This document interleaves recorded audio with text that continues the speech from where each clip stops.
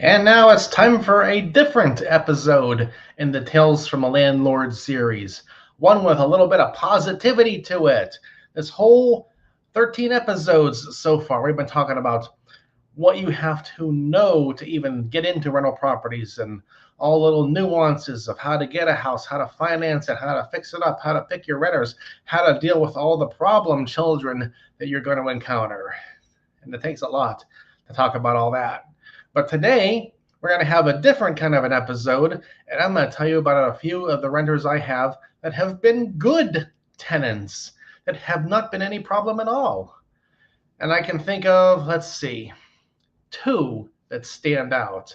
Um, when we got the house, our first house, this house, we have the upstairs apartment, and I got a guy through the VA in Section 8. VA worked with Section 8, and they found him for me to live here.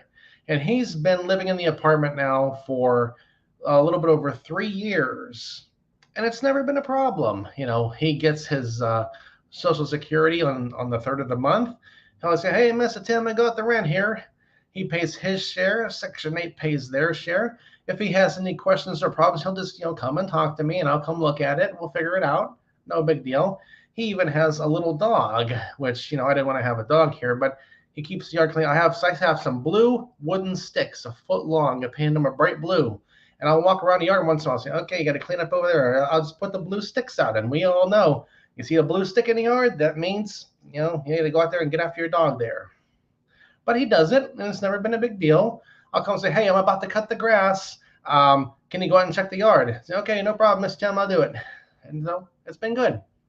So 3 full years, never even a couple days late on the rent payment, never any big problems.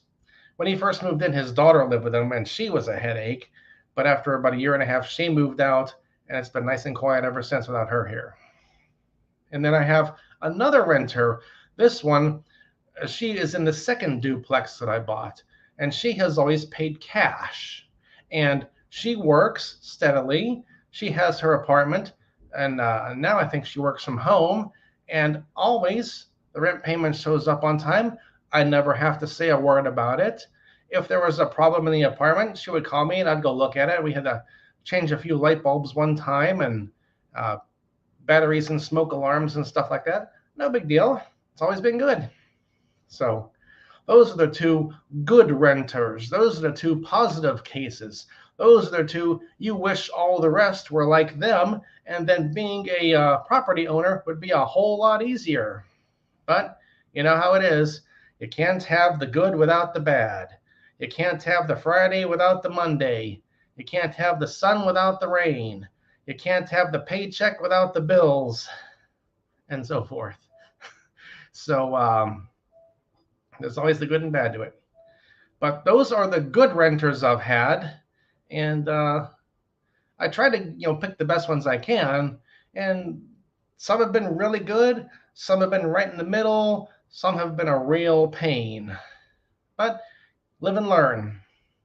So this is the next to the last episode in the Tales from the Landlord series here at Loudmouth Tim YouTube channel and loudmouthtim.com, home of online video, the longest running web series in the history of the internet. I'll make one more episode in this series to sum it all up, and then that'll be that. So I always forget to say it, and for once I remembered. Hit the like, comment, and subscribe functions, please, and contribute to the site, the channel here. All right, that's all. Bugsy Malone. Hi, Tim.